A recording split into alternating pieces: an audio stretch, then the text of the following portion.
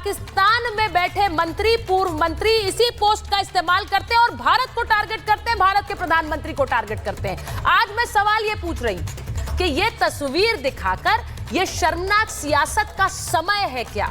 क्या ये समय एकजुटता की तस्वीर दिखाने का नहीं है? और ये शर्मनाक सियासत, ये सर तन से जुदा करने वाली सियासत से फायदा किसको होगा? सिर्फ और सिर्फ पाकिस्तान को होगा और किसी को नहीं। आज इस पर महाभारत कर रही हूं, एक रिपोर्ट देखिए।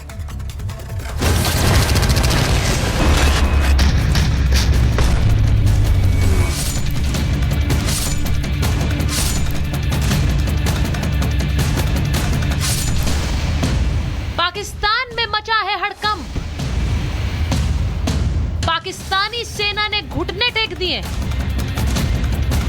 पाकिस्तान में भय है, भीषण हमला तय।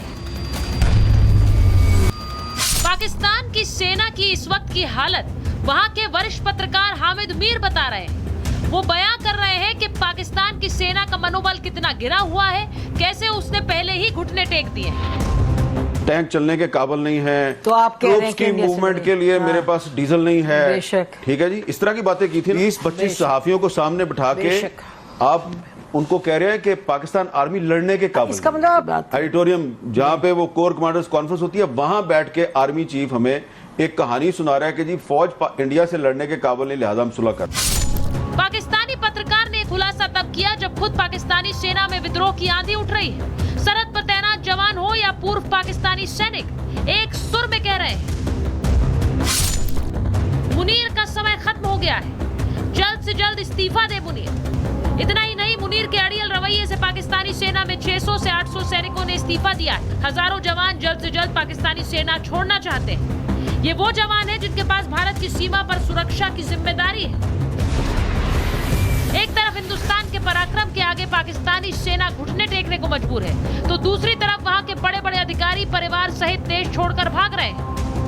आसिम मुनीर की फैमिली भाग गई, शमशाद मिर्जा जनरल की फैमिली भाग गई, ISPR का जो जनरल है उसकी फैमिली भाग गई।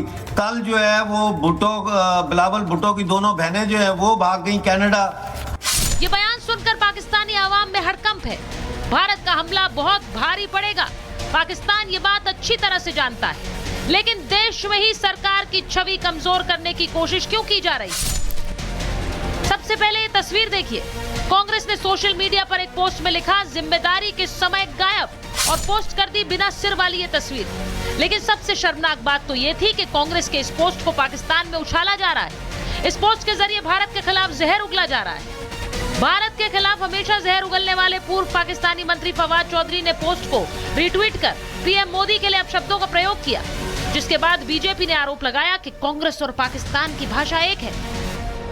लेकिन अगर उसे लश्करे पाकिस्तान कांग्रेस कहा जाए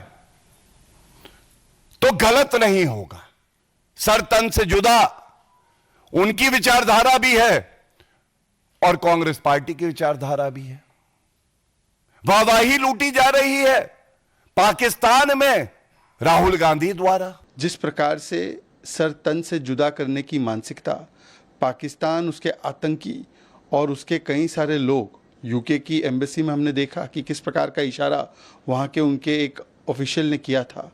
वही कार्य संस्कृति, वही संस्कार आज उसका परिचय कांग्रेस पार्टी दे रही है। यूपी के सीएम योगी आदित्यनाथ ने भी देश के खिलाफ जहर उगलने वालों पर कड़ी प्रतिक्रिया दी। जब भी विभाजनकारी राजनीति होगी तो तुष्टीकरण की पराकाष्ठा को पार करते हुए आपकी सुरक्षा के साथ ऐसे ही खिलवाड़ करने का कुत्सित प्रयास करेंगे जैसे वर्तमान में कुछ कांग्रेस के नेता और समाजवादी पार्टी के नेता कर रहे हैं। पाकिस्तान के खिलाफ एक्शन की तैयारी हो रही है, लेकिन कांग्रेस पार्टी को क्या ये पसंद नहीं आ रहा है? इसीलिए पहलगाम हमले के बाद आतंकियों को उग्रवादी बताया। उनके नेता तो सवाल तक करने लगे कि क्या कोई धर्म पूछकर गोली मारता है। ಯಾರನ್ನು ಹೊಡೆದು ಓಡಿ ಹೋಗ ಜಾತಿ ಕೇಳ್ಕೊಂಡು ಹೊಡೆಯೋಕ್ಕಾಗತ್ತೇನ? ನೀನೇ ಪ್ರಾಕ್ಟಿಕಲ್ ಇದು ಯೋಚನೆ ಮಾಡಿ ಹೊಡೆಬಿಡಂಗೆ ಹೊಡಿತಾನೆ ಓಡಿ ಹೋಗ್ತಾನೆ. ಅವ್ನು ನಿಂತ್ಕೊಂಡು ಕೇಳಿ ಹೊಡೆಯಟ್ಟು ವ್ಯವಧಾನ ಯಾರಿಗಿರೋದು ನೋಡಿ ಇದನ್ನ ಏನೇ ಇದ್ರು ये सरकार का फेलियर नहीं है, इस बारे में कोई बात नहीं करता। बात क्या करते हैं तो उन्होंने हिंदू का पूछकर मारा, अरे कोई टेररिस्ट को पूछने तक समय होता है क्या? उनके कान में जाके नजदीक जाके पूछेगा। जहां पाकिस्तान में इस बात की चर्चाएं हो रही हैं कि पाकिस्तानी सेना हिंदुस्तानी सेना के सामने टिक नहीं पाएगी, वहीं देश में ऐसी शर्मनाक सियासत जिसका इस्तेमाल पाकिस्तान में किया जा रहा है, ये आखिर देश क्यों बर्दाश्त करेगा? महाभारत में आज सीधा सवाल यही कि ये एकजुटता दिखाने का समय है या फिर ओछी राजनीति का। Bureau report, Republic Bharat.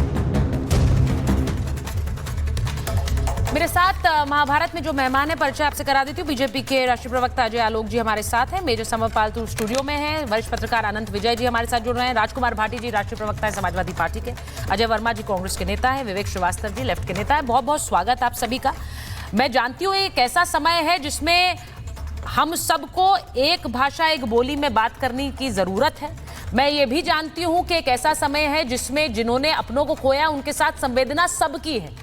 This is irrespective of party lines. लेकिन जब एक ऐसी तस्वीर आती है जिस तस्वीर का इस्तेमाल वहां बैठे पाकिस्तान के लोग करते हैं अजय वर्मा जी, तो उस तस्वीर पर सवाल उठाने पड़ेंगे। आप सवाल अजय आलोक जी से पूछ लीजिए, आप सवाल सरकार से पूछिए, वो आपकी जिम्मेदारी भी समझ लीजिए, आपका कर्तव्य भी समझ लीजिए।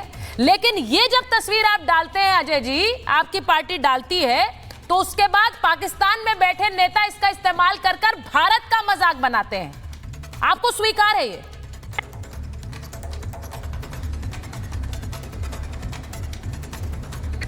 देखिए, राजस्थान में जब संसद चुनाव हुआ था वो बीजेपी आईटी सेल का ही पदाधिकारी था जिसकी सोच, ये भाजपा के लोगों की सोच है सर तंसजुदा करने की, और इन्हीं के इसके पीछे कोई षड्यंत्रकारी निकलेंगे कि कैसे कर सकते हैं, क्या कर सकते हैं। हमने तो सरकार से ये पूछा है कि इतने दिन हो गए कश्मीर में उन खूंखार आतंकवादी, बॉर्डर जो था पहलगांव से 150 से 200 किलोमीटर दूर था, इतने हथियार आधुनिक लेके वो बिना किस प्लानिंग के तहत कैसे घुस गए? आर्मी के जिम्मेदारी आपने ये पूछा इस तस्वीर में अजय जी, ये जो मैं तस्वीर दिखा रही हूँ, और मुझे लगता भी नहीं है, नहीं मुझे लगता भी नहीं है ये तस्वीर को दिखाना चाहिए आपको, क्योंकि आप जो ये तस्वीर चला रहे हैं अजय जी, आप ये कह रहे हैं मैं सवाल पूछ रहा हूँ। सवाल पूछना अपनी जगह है, मैंने आपसे पहले ही कहा पूछिए अजय जी, आप बैठे हुए हैं, जितने सवाल दागने सरकार के लिए दागिए, आपको प्लेटफॉर्म मैं दे रही हूँ। लेकिन इस तस्वीर का इस्तेमाल पाकिस्तान में कैसे हो रहा है आप जानते हैं? इस तस्वीर का इस्तेमाल कैसे हो रहा है ये दिखाने के लिए कि देखिए हिंदुस्तान में कैसे लोग एक दूसरे के खिलाफ खड़े हैं। देखिए ये गलत है, सुचेरिता जी आप बोलेंगी तो ये समझेंगे लोग कि कुछ समझना चाहिए। आप गिल्टी दोषी मत करिए। देखिए 26 से 28 लोग भयंकर पब्लिक के मारे गए। अमित शाह जी को, गृह मंत्री जी को ये पता था कि उग्रवादी आतंकवादी का इनपुट था कि कोई हरकत करेंगे, तो उन्होंने कहा था नहीं मित्रों कोई पत्थर भी नहीं फेंक सकता। अब ये जवाब पूछना चाहती है जनता। अच्छा मुझे एक बात बता दीजिए, मैं एक चीज पूछ रही हूँ आपसे अजय वर्मा जी। अजय वर्मा जी ये सारे सवाल ठीक है, एक ऑल पार्टी मीटिंग होती है जिस मीटिंग में आप लोग कहकर आते हैं हम लोग सब साथ खड़े हैं, उसके बाद जब आप बाहर आते हैं तो उसके बाद आप ये ओछी राजनीति पर उतर आते हैं। मेरा सवाल सिर्फ इतना है, मैं एक बार ये तस्वीरें दिखा रही हूँ, ये तस्वीरें प्रधानमंत्री आवास पर जो मीटिंग हुई है अभी उसकी ये तस्वीरें हैं। प्रधानमंत्री इस बैठक को चेयर कर रहे हैं, पीएम आवास पर यह हाई लेवल मीटिंग जिसमें मैंने कहा कि रक्षा मंत्री राजनाथ सिंह मौजूद है, इन्हीं के साथ एनएसए अजीत डोभाल की ये तस्वीरें, इनको फुल फ्रेम दिखा दीजिए जरा, और जनरल अनिल चौहान सीडीएस इस बैठक में मौजूद हैं, नरेंद्र मोदी